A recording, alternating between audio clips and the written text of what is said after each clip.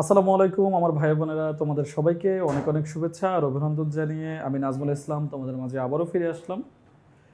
আমরা যেমন আমাদের ইজি অ্যাকাউন্টিং বই থেকে তোমাদের পর্বভিত্তিক যে বোর্ডগুলো করাচ্ছিলাম তারই ধারাবাহিকতায় আমরা আজকে আরেকটি বোর্ড শুরু করতেছি এবং এটা হচ্ছে বরিশাল বোর্ড 2023-এর অঙ্ক এবং এটা হচ্ছে খতিয়ান অধ্যায়ের অঙ্ক। তোমরা সবাই জানো খতিয়ানটা একটু টাইম কনজিউম হলেও এটা ইজি আসে। যারা একটু কোনো রকম পিছিয়ে আসো তারা এই অধ্যায়টার প্রতি ফোকাস করতে পারো, আমি বিশ্বাস করি তোমরা ইনশাল্লাহ অনেক ভালো করবে। ঠিক আছে, সো আমরা আজকে শুরু করবো হচ্ছে বরিশাল বোর্ড 2023। তো চলো আমরা সবাই আজকে এটা শুরু করে দিই। ওকে, তোমরা সবাই আমার সাথে কনসেন্ট্রেশন দাও। তোমাদের সবার প্রতি সবসময় আমার যেমন অনেক বেশি এক্সপেকটেশন থাকে, সেই এক্সপেকটেশন থেকে ইনশাল্লাহ আমরা হতাশ হব না। ওকে, সো আমরা যেমনটা অঙ্ক করার সময় আমরা কি করি, এটা লক্ষ্মী ভাই, আমরা এটা সব সময় আগে কোশ্চেনটা পড়ি, তাই তো?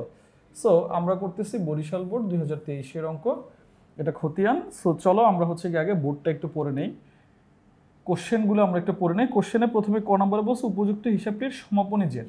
এই যে সমাপনী জের বা ব্যালেন্স বা উদ্ধৃত একই কথা, অথবা তুমি যদি জেরও বলো তাও সেম, মানে সহজ কথা ব্যালেন্স বের করাই হচ্ছে সমাপনী ব্যালেন্স। ওকে, দেন উপযুক্ত ব্যাংক হিসাবের ভিত্তিতে জুন মাসের 3 তারিখ, 12 তারিখ, 26 ও 30 তারিখের জাবেদা দেখাইতে বলছে।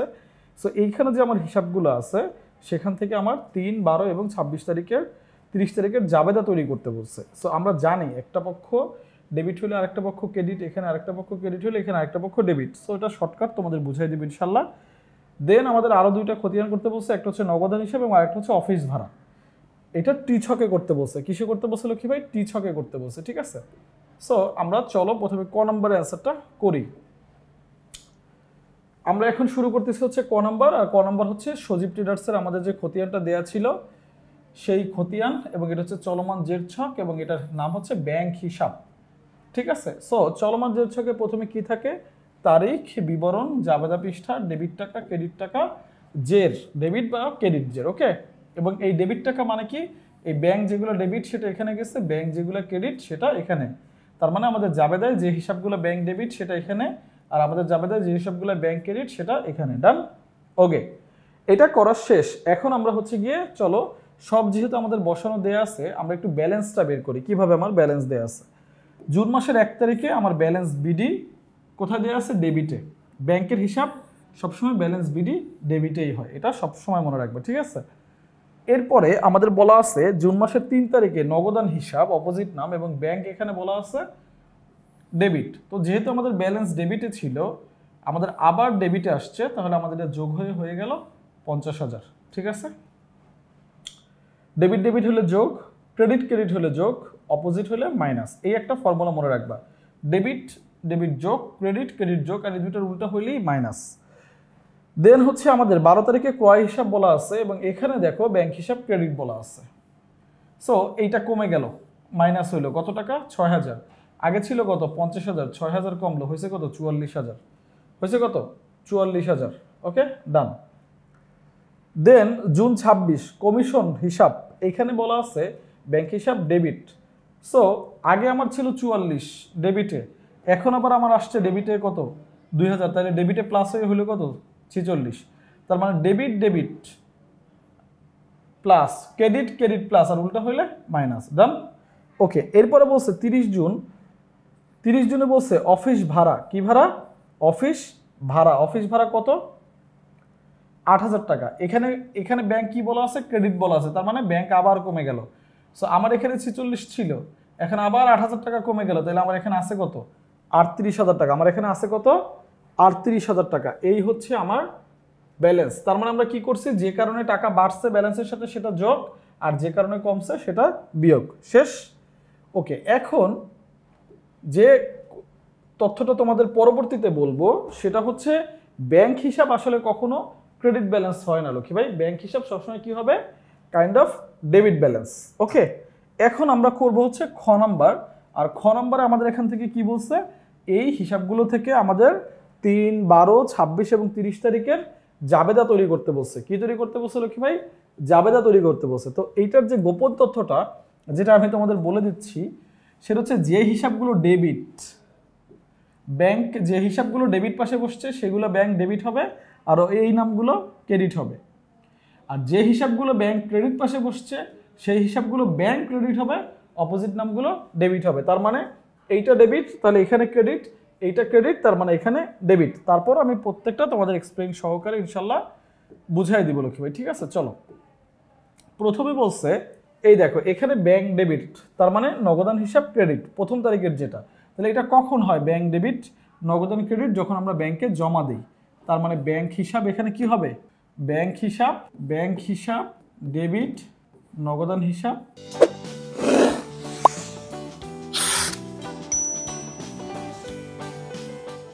ক্রেডিট। তার মানে আমি সহজ কথা ব্যাংকে টাকা জমা দিচ্ছি, আমি ব্যাংকে টাকা জমা দিচ্ছি, এর জন্য ব্যাংক হিসাব ডেবিট আর নগদান হিসাব ক্রেডিট, ব্যাংক হিসাব ডেবিট আর নগদান হিসাব ক্রেডিট। ডান? ওকে, এরপরে কি বলছে দেখো, পরে ক্রয় হিসাব এখানে বলা আছে এবং ব্যাংক বলা আছে ক্রেডিট। তাহলে ব্যাংক তো ক্রেডিট, দেখো ওই যে চোরা বুদ্ধি দিয়ে করবে এটা, যেন দুইটাই তোমাদের মনে থাকে। তাহলে ব্যাংক হিসাব কি? ক্রেডিট, এটা তো পাইছি। তাহলে ক্রয় কি হবে? ক্রয় হিসাব ডেবিট। তার মানে আমরা চেকের মাধ্যমে ক্রয় করছি, এই লেনদেনটা হচ্ছে চেকের মাধ্যমে ক্রয় করছি। দেখো ভাই, চোরা বুদ্ধিটা হচ্ছে পরীক্ষার হলে কাজে লাগানোর জন্য, বা ইন রিয়েল বোঝার জন্য তোমাদের কি লাগবে? ইন রিয়েল বোঝার জন্য হচ্ছে তোমাদের অবশ্যই কেন ঘটছে কিভাবে ঘটছে সেটা বুঝতে হবে। তো আমি এভাবে বুঝাচ্ছি, জাস্ট চোরা বুদ্ধি হচ্ছে তোমাদের জাস্ট একটু চার্মিং করার জন্য, নাথিং এলস। ওকে, সো আমরা ক্রয় করলাম এবং ব্যাংকের মাধ্যমে সেটা আমরা লিখে ফেললাম। ডান?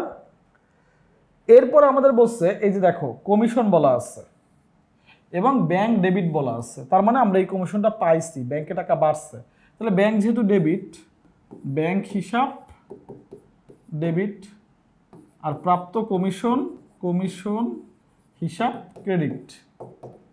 ব্যাংক হিসাব ডেবিট আর প্রাপ্ত কমিশন হিসাব ক্রেডিট। ব্যাংক হিসাব ডেবিট আর প্রাপ্ত কমিশন হিসাব ক্রেডিট। ব্যাংক হিসাব ডেবিট আর প্রাপ্ত কমিশন হিসাব ক্রেডিট। কারণ কি, এটা একটা আমার আয়। সো আর একটা পদ্ধতি, ব্যাংক ডেবিট লিখছি, অপোজিট নামটা ক্রেডিট, চোরা বুদ্ধি। দেন অফিস ভাড়া প্রদান, এখানে কিন্তু ব্যাংক ক্রেডিট, এখানে ব্যাংক কি? ক্রেডিট। তার মানে ব্যাংক হিসাব ক্রেডিট আর অফিস ভাড়া হিসাব ডেবিট। এইটা মানে হচ্ছে লক্ষ্মী ভাই, আমরা সিম্পলি অফিস ভাড়া চেকের মাধ্যমে প্রদান করছি কত টাকা? 8,000 টাকা। অফিস ভাড়া আমরা চেকের মাধ্যমে প্রদান করছি কত? 8,000 টাকা। এর জন্য অফিস ভাড়া হিসাব ডেবিট আর ব্যাংক হিসাব ক্রেডিট। ডান? ওকে, তাহলে আমরা দেখো একটু মিলাই নেই। আমরা হচ্ছে এখানে প্রত্যেকটা জাবেদা বের করলাম কিভাবে। ব্যাংক যেখানে ডেবিট, অপোজিট নাম ক্রেডিট। দেখো ব্যাংক যেখানে ক্রেডিট, অপোজিট নাম ডেবিট। বাট আমি কিন্তু তোমাদের এটা প্রত্যেকটা এক্সপ্লেইন করছি কেন ডেবিট হয়েছে, কিভাবে ডেবিট হয়েছে। ওকে, সো এখন আমাদের টি ছক করতে বলছে, দুইটা খতিয়ানের টি ছক করতে বলছে। কয়টা খতিয়ানের? দুইটা। একটা হচ্ছে নগদান হিসাব আর একটা হচ্ছে ভাড়া হিসাব। ঠিক আছে, একটা হচ্ছে নগদান হিসাব আর একটা ভাড়া হিসাব। ওকে, তাহলে আমরা একটু দেখি আমাদের নগদান হিসাব কি আছে। এটা ক্রেডিট আছে। নগদান হিসাব কি আছে? ক্রেডিট আছে। সো আমরা এবার করবো কি? নগদান হিসাব করব। আমরা কি করব? নগদান হিসাব করব। কি ছকে করব? টি ছকে করব। সো এইটা হচ্ছে আমার নগদান হিসাব, এইটা টি ছক, আর উপরে আমরা নাম লিখে দিব কার নগদান হিসাব করতেছি আমরা। ঠিক আছে, ওকে, খতিয়ান, আমরা কার খতিয়ান করতেছি, নগদান হিসাব লিখে দিলাম। এখন যেহেতু এইটা বলছে আমার টি ছক, এটা কি বলছে? টি ছক। টি দুই পাশ হচ্ছে সমান, টি ছক। তাহলে প্রথমে হচ্ছে তারিখ, দেন বিবরণ, দেন জাবেদা পৃষ্ঠা, দেন টাকা। তারিখ বিবরণ জাবেদা পৃষ্ঠার টাকা, তারিখ বিবরণ জাবেদা পৃষ্ঠার টাকা। টি ছক দুই পাশ সমান, এই পাশ হচ্ছে ডেবিট সাইড এবং ওই পাশ হচ্ছে ক্রেডিট সাইড। এবং আমরা কিন্তু এটা ভালো করে জানি লক্ষ্মী ভাই, একমাত্র টি ছকেই হচ্ছে কিন্তু এইভাবে উপরে কাইন্ড অফ ডেবিট ক্রেডিট লেখা থাকে খতিয়ানের ক্ষেত্রে। চলমান যে ছকে কিন্তু ডেবিট কার্ড ক্রেডিট কার্ড বা ডেবিট ক্রেডিট লেখা থাকবে না। সো এটা ভালো করে কনসেন্ট্রেশন করতে হবে। ওকে, সো আমরা নগদান হিসাব করব। আর টি ছকের একটা ঝামেলা কি ভাই, এই যে প্রত্যেকটা হিসাবের জন্য তোমাকে এভাবে ব্যালেন্স সিডিবিডি করা লাগে, ইভেন একটা হিসাব থাকলেও এটা আসলে একটু টাইম কনজিউম। ঠিক আছে, সো আমাদের ফোকাস কি? নগদান। নগদান এখানে কি? ক্রেডিট। নগদান এখানে কি ছিল? ক্রেডিট। কত তারিখ? 2021 জুন 3। 2021 জুন 3 নগদান কি? ক্রেডিট। তাহলে অপোজিট নাম কি? অপোজিট নাম ব্যাংক হিসাব। নগদান হচ্ছে যেহেতু ক্রেডিট, ব্যাংক হিসাব কি ছিল? ডেবিট। আমরা অপোজিট নাম লিখলাম, টাকাটা ক্রেডিট সাইডে লিখলাম। আর আমাদের কোনো নগদান হিসাব আছে ভাই? আর কোথাও কোনো আমাদের কোনো নগদান হিসাব নাই। আর কোথাও কোনো আমাদের নগদান হিসাব নাই। আমরা কি করছি এবার? আমরা সিম্পল এবার আমরা ব্যালেন্স টানবো। তাহলে ব্যালেন্স টানলে বড় কোনটা? আমার বড় হচ্ছে এই পাশ, কারণ এইখানেই একটা এন্ট্রি আছে শুধু 10,000। সো এই 10,000কে আমি নামাই দিলাম ব্যালেন্স, এ পাশেও আমি ওই 10,000 নিয়ে আসলাম ব্যালেন্স। সো এটা লেখা শেষ। এখন এই পাশে তাহলে আমার কম কত? 10,000, যেহেতু এই পাশে কোনো এন্ট্রি নাই, তো আমরা এটাকে বলি হচ্ছে ঘাটতি বা ব্যালেন্স সিডি। কোন তারিখ দিয়ে? ওই মাসের ওই বছরের শেষ তারিখ দিয়ে, ওই মাসের। সো যে বছর আমরা করতেছি সেই বছর এবং যে মাস করতেছি সেই মাসের শেষ তারিখ দিয়ে আমরা ব্যালেন্স সিডি লিখি, এবং ব্যালেন্স সিডি সবসময় মাসের শেষ তারিখে হয়, আর ব্যালেন্স বিডি সবসময় মাসের শুরুর তারিখে হয়। কোন মাসের? পরের মাসের। সো ব্যালেন্স সিডি আমরা 10,000 টাকা যেহেতু পুরোটা কম ছিল লিখছি, আর এই ব্যালেন্স সিডিটাই আবার পরের মাসের 1 তারিখে এসে যে পাশে বেশি ছিল সেই পাশে বিডি নামে বসবে, এবং এটা হচ্ছে এই ব্যালেন্সের নিচে বিডি নামে বসবে। ব্যালেন্স সিডি হচ্ছে ব্যালেন্সের উপরে বসে, আর ব্যালেন্স বিডি হচ্ছে ব্যালেন্সের নিচে পরের তারিখে। সো ব্যালেন্স বিডি মানে বাড়তি আছে, আর ব্যালেন্স সিডি মানে কম আছে। ডান? ওকে, এবার আসি অফিস ভাড়া। এবার কি আসি? অফিস ভাড়া। অফিস ভাড়া কি? এটা আমার একটা ব্যয়, এটা আমার একটা ব্যয়, এবং ওই আমাদের যাবে দেয় অফিস ভাড়া, দেখো ডেবিট আছে। আমাদের যাবে দেয় অফিস ভাড়া কি আছে? ডেবিট আছে। সো এটা খতিয়ানের ছকটি ছক তোমরা জানো যে কিভাবে করতে হয়, ডেবিট ক্রেডিট দুই পাশ দিয়ে। সো দুই পাশে ডেবিট ক্রেডিট লিখে চারটা চারটা ঘর করা আছে, তারিখ বিবরণ যাবে দেয় 20 টাকা, তারিখ বিবরণ যাবে দেয় 20 টাকা। এবার যেহেতু আমার অফিস ভাড়া কি আছে? ডেবিট আছে, সো আমার কাজটা কি? ডেবিট সাইডে যাবে। যাবে কোন সাইডে? ডেবিট সাইডে। কোন সাইডে যাবে? ডেবিট সাইডে। সো যেহেতু এটা আমার ডেবিট সাইডে যাবে, তাহলে আমার এখানে কি হবে? তারিখ আমরা লিখলাম 2021 জুন 30, তারিখ আমরা লিখলাম 2021 জুন 30, আমরা ডেবিট সাইডে লিখব। এবার অপোজিট নাম কি হবে? ব্যাংক হিসাব। অপোজিট নাম কি হবে? ব্যাংক হিসাব। সো যেহেতু আমরা এটা ডেবিট লিখতেছি, ডেবিট সাইডে টাকা লিখবো, অপোজিট নাম আমরা ব্যাংক হিসাব লিখে ফেললাম। ডান? ওকে, এবার আমরা ক্লোজ করে দিব। কি করবো লক্ষ্মী ভাই? ক্লোজ করে দিব, যেহেতু এই পাশে আর কোনো এন্ট্রি নাই। সো আমরা এই যে 8,000 টাকা বড়, সেটাই আমরা দুই পাশে আমাদের 8,000 টাকা ডাবল ক্লোজ দিয়ে বসাই ফেললাম। এখন আমাদের কাজ কি? ব্যালেন্স সিডিবিডির। সো যেহেতু আমার এই যে ক্রেডিট সাইডে কোনো কিছু নাই, তার মানে পুরোটাই কম। ব্যালেন্স সিডি কত? 8,000 টাকা। কত? ব্যালেন্স সিডি কত? 8,000 টাকা। ডান? কত তারিখ দিয়ে? মাসের শেষ তারিখ দিয়ে। এবার এইটাই আমার হয়ে যাবে কি? Balance BD. কোন মাসে? পরের মাসের 1 তারিখ দিয়ে ব্যালেন্স বিডি, কারণ কি? এই পাশেই বাড়তি।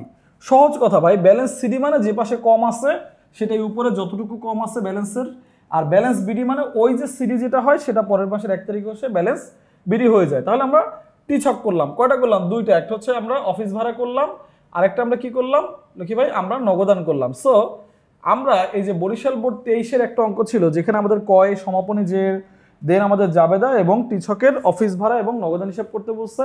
সো আমি অঙ্কটা শেষ করলাম, এবং আমি বিশ্বাস করি তোমরা সবাই এটাকে খুব পছন্দ করছো, কারণ হচ্ছে ধীরে ধীরে আমি একদম ভেঙে ভেঙে প্রত্যেকটা অঙ্ক তোমাদের বুঝাইছি। আমি বিশ্বাস করি আমার ভাই বোনেটাকে খুবই ভালোবাসছে। এই অঙ্কগুলো বারবার করে করতে হবে, এর কোনো বিকল্প নাই। আর এই টাইপের অঙ্ক দেখবা আসে, এবং তোমরা এটাকে অ্যাভয়েড করো না লক্ষ্মী ভাই, যদি হঠাৎ করে এসে পড়ে। সো যে কোনো বোর্ড যখন করবা খুব কনসেন্ট্রেশন সহকারে, লাগলে ভিডিওগুলো পজ করে বারবার দেখে তারপরে করো। তোমাদের সবার প্রতি সবসময় আমার যেমন শুভকামনা থাকে, শুভকামনা এবারও অনেক বেশি শুভকামনা রইল। সবাই ভালো থেকো। আসসালামু আলাইকুম।